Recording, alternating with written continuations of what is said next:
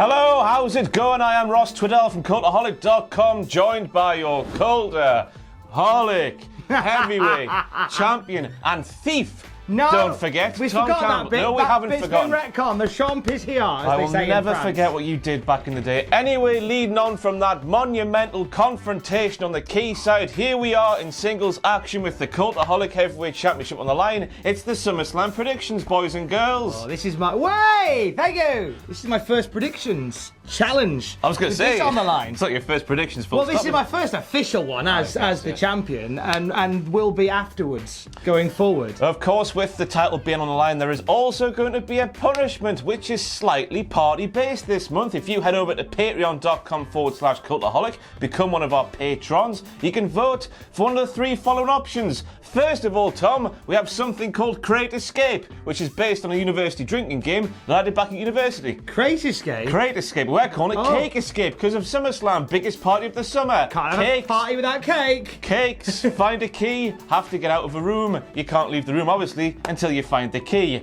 All sorts of hilarity will happen. Then we also have, because of biggest party of the summer, 100 balloons being popped right in your face. Because me and Tom we're both a bit jumpy, aren't we? So... Slightly terrified of that one. Not a big fan of that one. Don't pick that one. And to keep up with the rip-roaring success that is the tradition here on the predictions things, SummerSlam chops. Those are your three options. Patreon.com/cultaholic if you would like to cast a vote. Let's get cracking with these predictions, Thomas. So first of all, we have presumably what is going to be the kickoff show match, because it's always the kickoff show match. We have the Cruiserweight Championship match between Oney Lorcan and Drew Gulak. Thomas, who are you taking and why? I've got to pick me boy Oney Lorcan. He's my champion on 2K19. Have you seen his massive finger? I love his massive finger. I don't know if it was me that set him off, but I tweeted out, Oney Lorcan's got a massive finger, because there's a picture where the finger's about that long. That was you. Someone photoshopped it, and he must have seen it, and he went, stop taking the piss out my picture. Sorry, Oney. Well, if you all walk around doing that, people are going to talk about your finger. If there's a list of problems you want, a big finger's a welcome one. Lots of uses. Get that on a tea towel immediately. Oney Lorcan's my boy, Cruiserweight champion. Do you watch 205 Live? I do watch 205 Live, and every week I see Oney. There's an intensity about Oney Lorcan that I don't think anybody else has. Like, I love that. I think him going to 205 Live is the best thing that happened to him. Let's put the belt on him almost immediately. Right then, I'm disagreeing, and I've got good reasons, Tom, because as you might know, I'm a married man officially, and I'm married to Sam Driver, who does the 205 Live things here on the Cultaholic YouTube channel. So I don't need to watch 205 Live because there's plenty of wrestling as there is. And I've been told, right, Tom, there was a six-pack challenge. There's 6 men involved. Lorcan won by sneaking up on Nice when Nice had the match won. But he's still a face. He got a heel victory, but he's still a face. Ooh. What happened there? But in terms of Gulak, he's taken on all comers, wants to remold 205 Live in his image, and is sick of making it better, and instead wants it to suffer. And because he wants it to suffer, that's why Sam picked Drew Gulak for me, so I'm going with Drew Gulak. Well, I also really like Drew Gulak. I like the arc of the character. Yeah. I like the silly PowerPoints that went away. He went, bollocks to all the silliness. I'm just going to kick people in the face. I like that sort of bollocks. Big bollocks. Big Drew Gulak bollocks. US Championship on the line. AJ Styles defends against former champion Ricochet. Who are you taking and why? I'm taking AJ Styles because I'm still behind the OC. We had the club back in 2016. It sort of went somewhere, but not quite far enough. We're going all the way this time. They've got new lovely t-shirts. Gallows and Anderson champions as well. AJ Styles will win. We've been reading reports online that Big Ricochet, is like Paul Heyman's guy to captivate this teenage audience that might bugger off and watch AEW. That sort of cooled off over the past 2 or 3 weeks, I thought. I know AJ Styles and I think they called them the club, the OC, were made to look like massive dicks with DX, but of course they did because it's WWE and they live in the past. But I just think Ricochet's sort of steam momentum has cooled off completely, and we're going in on the OC. Who are you taking on? Well, I kind of have to agree with you. I think that AJ Styles is probably going to be keeping it a little bit longer. I think it's a shame that AJ and Ricochet's feud hasn't really set the world on fire. It was the main feud during WWE's short-lived no wrestling during the ads era. And as a result, a lot of the matches were very stunted. I don't think Ricochet's got quite the, as you say, quite the momentum going into this to take the belt. So I'm with you. I think Styles is keeping via OC shenanigans. It's a shame because they were taking their places with the main event on Raw. The main event 2 weeks in a row, I think, on Raw, and it looked like it was going to be, whoa, the feud of the summer. But no, it cooled off. And next up for the Raw Women's Championship, we have the man, the bloody girlfriend of Seth Rollins, didn't you know? Becky Lynch against Natalya. Who are you taking and why? Well, first of all, bombshell. I didn't know they were a day Sorry, in. I know if you fainted out there, sorry. But you won't be able to hear me though. Why am I saying sorry? When you come round, sorry. Becky Lynch, for me, winning this one. I think that they've done their absolute best to light a fire under Natalya, and she's going to get a great reaction when she walks into Canada, like presumably straight through border control and straight to the show. But I think this is a match that will establish Becky Lynch. I think they'll do some kind of respecty bit at the end where they have a hug or a handshake. Yeah, it doesn't matter like about calling me a greasy ginger bitch. Yeah. I love you anyway. We'll let all that slide. We all say something silly when we've had a drink, don't we, Natalya? Who are you picking and why? I'm going for Becky Lynch as well for the sole reason. I mean, it's obvious why they've done this feud because they spent that pissing long with Lacey Evans that nobody else got any airtime on Raw really, so they were left without a challenger for Becky for SummerSlam. They're in Toronto. Natalya might just be from that, that country, maybe a family or something. Did you know she's part of a family with a yeah. Big hometown pop for Natalya, but ultimately it's Natalya, and she's a lovely lady. She's got nice cats, she's got a nice husband, a nice home, a nice mum, and a nice dad, and some nice uncles as well, probably. But it's Natalya at the end of the day against Becky Lynch, the cover star of 2K20. That's my thinking. I'm a cynical man when it comes to this marketing stuff. Last year with AJ Styles, he was the champion at the time, wasn't he? When 2K19 came out and he was on the cover looking all sexy and windswept. Now Becky's on there with Roman, therefore she'll keep it because of that. The debut in-ring of The Fiend. Bray Wyatt's back and he's facing Finn Bálor. Who are you picking and why? It's Bray. It's got to be, isn't it? It's gotta be Bray. NSYNC.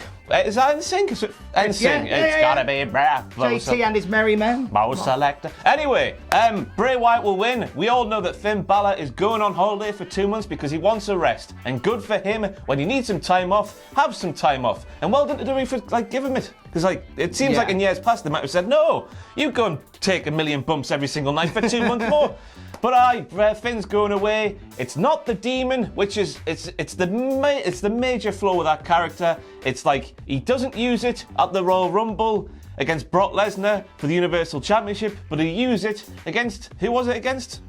Corbin, someone, I can't remember who it was. He brings it back for the wrong matches. Surely when faced up against this massive, scary masked man, you'd think, I need my undefeatable demon. But no. Is it a bit like how the Hulk can't control when the Hulk comes out? And it's just like if you saw Infinity War, it was just this constant battle to bring the Hulk out. Maybe Finn can't do that. Maybe the demon just pops up whenever. But it's in terms of like the telling of a story. Yeah, of course the demon should fight the Fiend, but they're keeping that, I reckon, for Survivor Series. Who loses that though? That's an interesting question. Oh, I think that's where the demon beats the Fiend. I think we're going to see the Fiend, but that's Survivor Series right now. The Fiend, Bray Wyatt, is winning at SummerSlam without a doubt, and then he's just going to go on a tear where he's just going to creep everybody out. I hope he keeps beating up these old men. Yeah, and just stealing the finishing moves. We had Angle this week. Next week, just attack. I don't know. Bloody Goldberg. Paul Orndorff. Paul Orndorff. Just with an Angle slam. That was a bit of a bad one to pick, wasn't it? I'm sorry, Paul. Anyway, you know what I mean. Poor Orndorff. And next up we have what might just be the most monumental match of the night, because if Kevin Owens loses, he will be forced to quit the World Wrestling Federation as he takes on the best in the world, Shane McMahon. Who are you picking one? I think 20 years on from the Love Her or Leave Her match. 20 years, Shane McMahon's been a thing, with a bit of a break in the middle. I think Kev's winning this one. I think Shane's going to do something ridiculous, jump off the moon or whatever, but I think Kevin Owens has to win this, because otherwise, you've built this guy since WrestleMania. Remember when he beat The Miz at WrestleMania? He's just built this guy as this unstoppable machine. Create a wrestler with 100 stats. He's got to stop somewhere, and I think it stops with Kev. That's what I personally think this is the end of the Shane McMahon reign of terror. Triple H, John Cena, Shane McMahon, they're all the same thing, aren't they? Something bad is going to happen to Shane on Sunday and he'll be written off television for maybe 2 weeks. So does maybe 2 weeks. That's more, maybe a week and a half. It's a long time for Shane McMahon to be missing. But the crux of this match, when you really think about it, Shane McMahon is trying to make Kevin Owens quit WWE, and therefore Shane McMahon has to be helping AEW. Because if Kevin Owens becomes a free agent, AEW just aren't not going to throw several $1 million at Kevin Owens, because Kevin Owens, one of the biggest names in the wrestling world today, and one of the best. Without a doubt. So, for the sake of WWE, Shane, just lie down, take the pinfall, lose. That's what I think. Well, Shane will lose, but you know. So who are you picking and why? You were going Kevin with? Owens will win because WWE cannot let go of Kevin Owens because they now have a big competitor in the United States. Oh. I've put way too much thought into that. But here we are. So this is one we found out about on Monday. Dolph Ziggler versus Goldberg in 2019. Who are you picking and why? We talked about this briefly upstairs, didn't we? And you said it is just way too simple to have Goldberg squash Dolph Ziggler. And I agree with you on that. But I also cannot bring myself to pick Dolph Ziggler to beat Goldberg. So I'm going with Goldberg. And it's a tough one because on this week's SmackDown especially, Ziggler's won me over. They've done this thing with Ziggler, who was a really broken character for me. Like, ever since Survivor Series 2014, I know he had that bit with Drew, but it was all about Drew last year. Ever since then, he's just stopped, and he loses every single big match he has, just about. But then on this week's SmackDown, and I guess the Raws and SmackDowns in weeks past, he's won me over. But it seems like they've wasted this character on the wrong guy, because he was that broken. I'm conflicted, Tom, but I'm going for Goldberg. Who are you going for? Going for Goldberg. Well, I as I said to you upstairs, like I feel like it's too obvious. It's too much of a foregone conclusion. I think, Ziggler. Oh God! I think part of me don't believe it, but then part of me thinks they might do it. Like, I'm not saying like Ziggler's gonna batter Goldberg. I think it's gonna like, okay, if it's a count out or a DQ, admin. If it's a count out or a DQ. Like, if Dolph Ziggler wins by DQ or wins by count, is that still it's a Ziggler win, isn't it? Ziggler.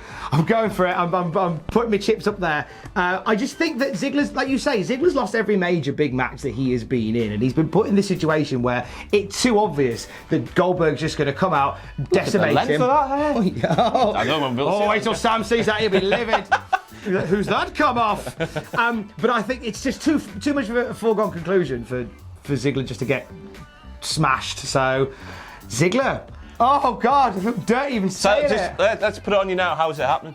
This hasn't got nothing to do with the predictions. Just say how it's going to happen in your mind right now. Either a disqualification of some kind, or he runs Goldberg around the ring and Goldberg gets counted out. The Fiend attacks Goldberg. Right. Come on! That alliance we've all wanted for between Ziggler and the Fiend. Two boys who hate old guys. Peas in a pod. Peas in a Dolph. Come on, Dolph. And next up for the SmackDown Live Women's Championship, we have the champion Bayley against the non-champion Ember Moon. Who are you taking and why? I'm going to go with Bayley on this one to retain, but via heelish shenanigans. I think we've seen a little bit of a twisting of the joint when it comes to Bayley's character and lately. Twisting of the joint. That famous phrase, the twisting of the joint. But yeah, Bayley has kind of given those little intimations that she might have a bit of a mean streak in her, and she's very keen to continue to represent as the women's champion. And I think Ember Moon poses the biggest threat to her so far, and I don't think it's beyond her to be a little bit cheeky and score a cheeky win. How about you? You see, I think the way this story's panned out since Bayley handed Ember Moon this championship title match at SummerSlam, which is like maybe the third biggest show of the year, maybe the second. It's certainly the biggest party of the summer, but she just got handed this championship match. But since then, Bayley's gone on Twitter and said, Trish, I'd rather have a match with you, basically. I don't, Trish, come here. And then on last week's SmackDown Live, Ember Moon, the challenger for the SmackDown Live Women's Championship, took a clean pinfall loss to Alexa Bliss. And on this week's SmackDown Live, which is the worst thing that's happened so far, Ember had to be saved from a Natalya sharpshooter by the woman she's challenging on Sunday. That's a bit bad. What bad? Exactly. How to promote your challenger. A little part of me thinks they've knocked Ember down so far that she's going to win. Okay. But I'm not going for it because that would be silly, so Bayley's going to win. Yeah. We love you, Ember. We don't trust you that She's much. so good as well, but just the past month or so, she's just been smacked in the face time and time again. Finishes a stunner off the top rope, for goodness sake. She's got red eye. Her eyes change colour. Why do her eyes change colour? I don't know, hay fever. Hey. Been there, Ember. Stupid, stupid, stupid. Not my words. The words of Randall Keith Orton to Kofi Kingston 10 years ago that sparked a WWE Championship match in 2019. It's Randy Orton and Kofi for the title. Ross, who are you picking and why? All this time, before the Randy Orton feud started, I was thinking Kofi's reign is going to end at SummerSlam, and I thought the way things were panning out would be Kevin Owens. Kevin Owens, because of Bryan's injury, was the biggest heel on SmackDown, but then he flipped and that all went away. But now that it's Randy, I cannot see Randy Orton as WWE champion these days, so I think Kofi Kingston's going to win, just because I can't see Randy Orton holding that title these days. Even though this whole thing, like, I'm just Randy Orton, mate, so I'd have to try, I'm really good. That works. It's wonderful stuff. Playing against Kofi's, rags to riches story and all that stuff. So yeah, but no, Kofi's going to win. I'm in agreement with you, actually. I think Kofi has to win because they've leaned on this sort of worky, shooty thing from 10 years ago where Randy Orton got annoyed at Kofi during a match in their feud, and suddenly that feud stopped, and they've played on the whole thing that Orton tried to kibosh Kofi Kingston's ascent to the top, and now if Randy beats him, it's like, oh yeah, I was right 10 years ago. You are an idiot. Kofi has to win, and it'd be probably would you say, I think, apart from the night he won it, would this be the biggest win of his title reign? Oh, big time. He's had Dolph Ziggler. Yeah, Dolph Ziggler. But I was thinking a few weeks ago that Kofi's steam had just sort of coming to a stop. But then I just can't see Orton as the champion. And I think you're right saying that he has to win because of the history that's gone behind this feud. And they've been so heavily on it as well. It'd be silly if they don't. Right, Kofi, if you don't win, mate, we've all gone back 10 years. We'll be watching ECW on Sci-Fi. Gene Snitsky in it. Jeez. We'll be listening to N-Dubs. I mean, that's not so bad. They had a big tune, didn't they? That one that came out in 2011. No regrets, that's the one. And we might as well mention it. It's not going to be part of the predictions, but what will happen with Roman Reigns on Sunday, of course, on this week's Raw, a man I presume a man in a car. That was very wrong of me, wasn't it? A person in a car tried to run over Roman Reigns, but hit the wrong end of the car. And on this week's SmackDown Live, Buddy Murphy was bullied. Buddy Murphy was initially, I don't know who it is, Rome, I didn't see anybody. And then he was beaten up, and then he just said a name. So this might be bollocks, we don't know, but Buddy Murphy said Eric Rowan did it. Or is it just Rowan now these days? Who knows? Who done it? Yes. Done it. Getting that gag in again. I think come the night, Buddy will get in the face of Roman Reigns. I think because Buddy Murphy's already put that out there on Twitter going, hey, I'll get in your face again and I will smile in your face again. Nothing more intimidating than a man smiling in your face. So I think Buddy's going to come and try and extract a little bit of the old revenge for that attack. That's what I thought was going to happen. Not saying he'll get it, but he'll try. Even though we're apparently getting a shorter SummerSlam this year compared to a normal Big 5 pay-per-view that we've become accustomed to over the last few years, because the kickoff show's only 1 hour long this time. Oh, thank goodness. Sweet release of death. Anyway, I think with 10 matches, it's a little bit short for a Big 5 pay-per-view. I know that's a weird thing to say with 10 matches. Oh, mate. But I think we might be getting an impromptu match with Roman and Buddy Murphy, where hopefully, it won't happen, but hopefully Buddy goes over. Because I really like Buddy Murphy. He's like a Poundland Kenny Omega. If you squint, they just about look the same. Next up, and for what appears to be the final time, we have Trish Stratus stepping into a WWE ring to take on Charlotte Flair. Who are you picking and why? Because of that one last thing I thought was a thing it might not pick up on, Tom, but Charlotte was like, you've always wanted this one more match. And Trish was like, yeah, I've always wanted this one more match. And because of the traditions in the wrestling business, as we've seen with Dave Bautista so far this year, he got what he wanted, but he had to retire at the same time. He didn't have to retire. He retired at the same time. Trish's retirement match, isn't it? So is that what you reckon? Charlotte Flair will win. Because, for Christ's sake, how many times do we have to watch some older person come back and beat someone from this era? This is the time. Charlotte Flair. Oh, sorry for talking over you. That's all right, mate. I think you're right. You are right that it shouldn't be all about the older people coming over and running over the younger people. But I think Trish is winning. You saucy bastard. Right, let me paint the picture. Trish Stratus beats Charlotte Flair. Roll up, something like that. Big pop from the hometown. Charlotte rolls out of the ring, and then as Trish sort of basking in the adulation, she's gone out on a high, like big love from all the crowd. Charlotte gets back in and absolutely batters her in front of the Toronto crowd, just leaves her laying. And immediately, like heel Charlotte goes magma and just becomes the most hated woman. Magma! And immediately becomes the most hated woman in WWE by battering the triumphant Canadian hero. I think you're right, you know. Oh. I just thought as well, because the two Canadian ladies on the show, well, the two main Canadian ladies on the show, one of them's going to win, aren't they? Mind you, Vince does love, like, embarrassing people in the hometown crowd. And here's a way that he can do it creatively. One by losing, one by winning, and then losing. So you're going for Trish? I'm going for Charlotte Flair. Who is the best female wrestler of all time? I should just say that. Sassy. And finally, for the Universal Championship, we have the champion Brock. Ooh.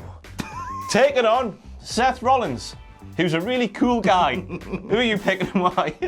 I just think I want to see Brock Lesnar grind Seth Rollins into a fine powder, which isn't the response that the WWE guys want us to have as fans. But they've really done a cracking job in making Seth Rollins incredibly unlikable. He's done that himself as well, to be fair to him. But on this week's Raw, did you see this week's Raw? Yeah. So were you watching that segment, thinking to yourself, if you had no idea who Seth Rollins was, that segment works. But since you do know who Seth Rollins was, and the people watching this video will follow Seth on Twitter and have seen the interviews, you want to see his arse getting handed to him, don't you? He was a bit like, you've seen Monty Python and the Holy Grail. I have. He was the Black Knight.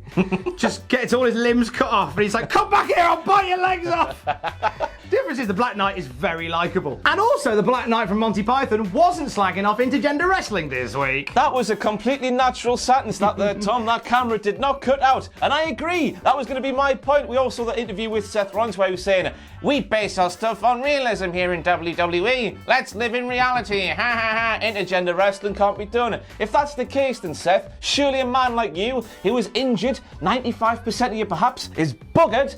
You're facing a fully fit Brock Lesnar, former UFC World Heavyweight Champion, bigger man, stronger man. What's the point of us fans watching? Because we know you're going to lose, since WWE has to be based in realism and storytelling just doesn't work apparently. Arsehole.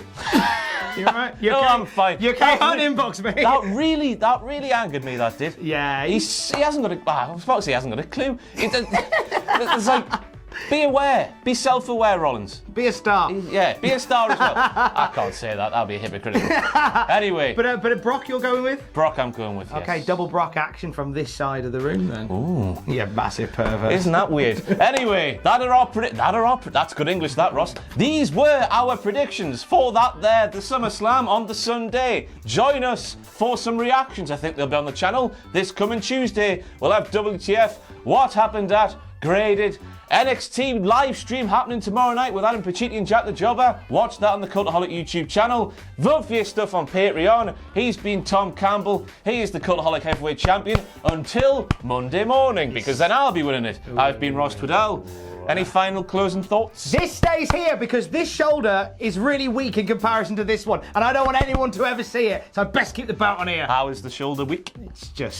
It just is. I've got them lopsided. I lean too much on this side. You might see it in the news. I lean heavily that side. Fair enough. That and because I quite like you. I like it. I'm not going to see you on Monday. Goodbye.